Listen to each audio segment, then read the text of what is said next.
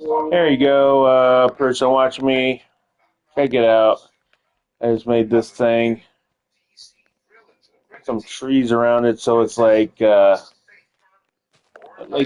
a wooded area. Why not? There.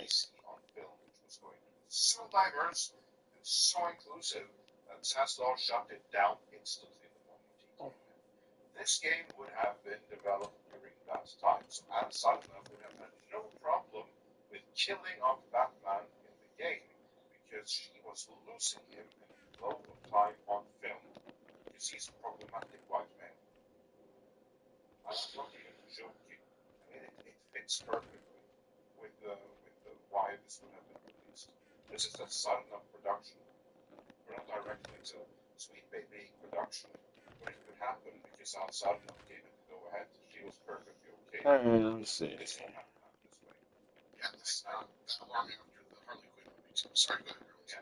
think that's an important point. Is that this isn't, you know, this has to be DC approved, right?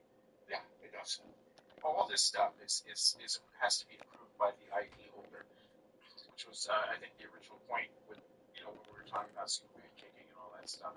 Um, so this strategy, of trying to take Working. is a male-dominated IP. We've seen this with Star Wars, and they thought that they could broaden the appeal if they Turns it all women. graphics besides. God damn, dude, they're stupid. It's not working. They're stupid. It's not working. It hasn't been working for years. They're still making no money. Something specifically for them, and it catches fire. Look at original Star All Wars. right, let me see. Nothing held that back from being a phenomenal success, even though it was a male-oriented phenomenon. It's okay to do that. I don't know why we have to go and suddenly say, and not only is it not okay to do that anymore, but you have to destroy the male demographic. They can't watch anymore. They say, we don't want you to watch. Right? They literally What come the out and say, fuck? like, you're not our audience anymore. We've got a new audience. This is corporate suicide, and I don't understand, how it's survived so long, even now after funding for this sort of initiative is right now. What's keeping this going?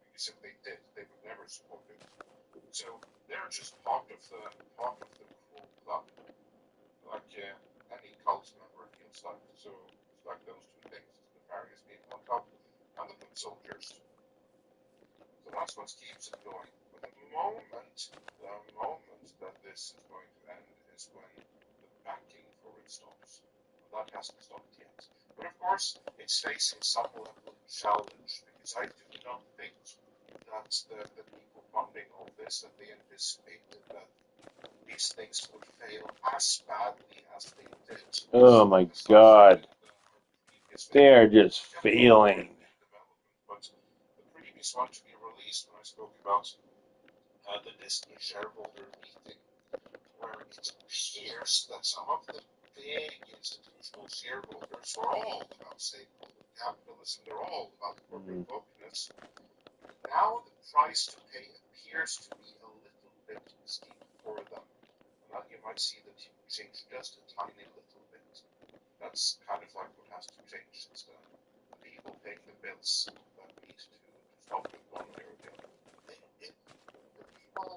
Are never going to admit that they're wrong. It's going to take a long while to get this out of the system.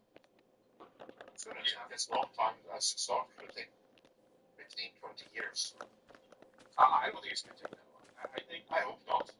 So the funding for games, for these types of DEI initiatives has dried up, and that's why you're seeing Xbox in so much trouble. That's why you're seeing so many layoffs in the industry. And I can tell you that the layoffs are targeting the activists because the activists are the least productive in your company Oh and cause shit. the most headaches for you. And executives are, and this is what I'm being told, the executives are waking up to this fact, and while they can't go out and deliberately target activists, they are focusing on productivity, and there is a strong correlation between productivity and activism. These activists like to work from home. They don't want to come back to the office. They don't. They want to have a lot of meetings where they get to spout their propaganda instead of doing real work. And so they are being disproportionately affected by the layoffs.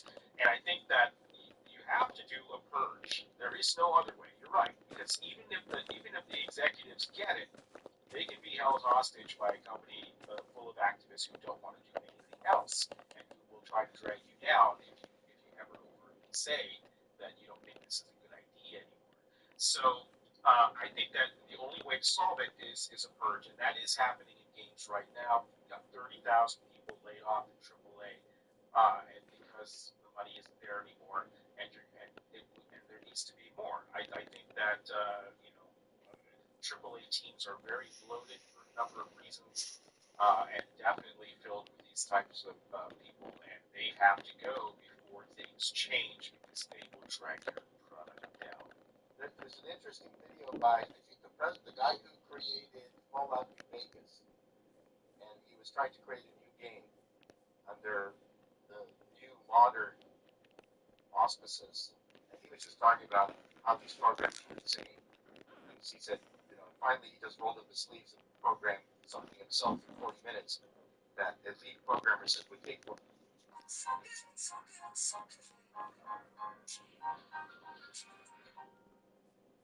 weeks. That's a real problem in not just games but tech. There has been a vast wave of unproductivity, right?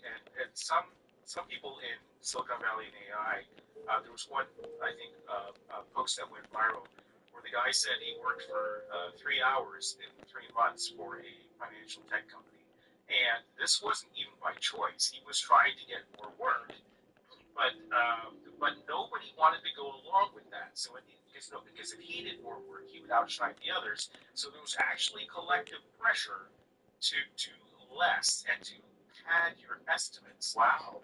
And yeah, I wish I had that post right now.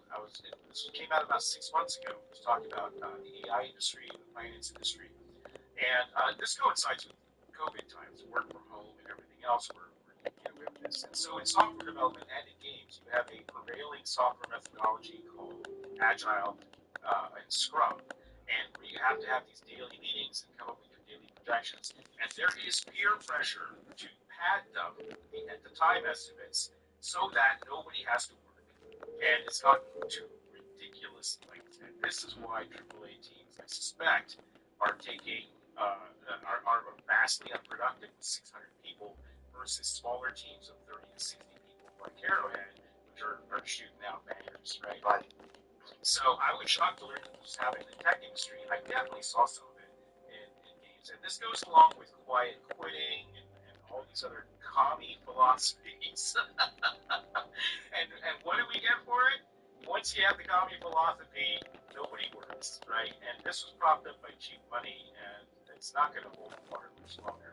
But yeah, I was shocked to learn that. And Well, I've seen it. Google tossed 50 protesters. Oh, they did? Yeah. Yeah. So there you go. I think you're going to see more of that. But there is a rash of this sort of unproductivity out there, and that needs to be fixed too. Yeah. Good point. Good point indeed. I was lucky. I had a very productive programming team. I was extremely lucky. Yeah, because to me that kind of example. But Excuse me. No, excuse like what Grams was saying there, that kind of like sounded like Japanese work culture a little bit, where you want to look busy and spend all the hours of the day there without actually doing all that much. part of the problem, part of the problem is if a company has obviously hired too many people,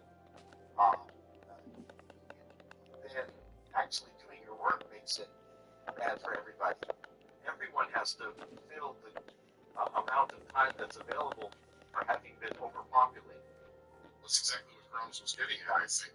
Yeah, It's a generational thing. I'm noticing this among the last two upcoming generations where they don't want to do the work.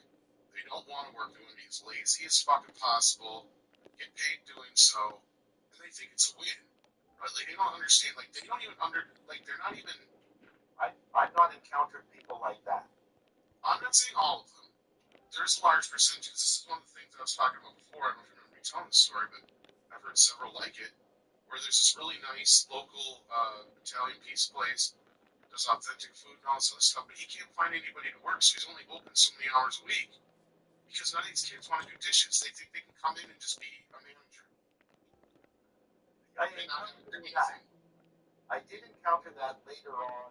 They don't understand hard work and what it means to actually work your way to the top. Yeah, I mean, I did hire one person who came in and said, okay, I want to take 2 weeks off before I start. And I said, just keep on taking the weeks off.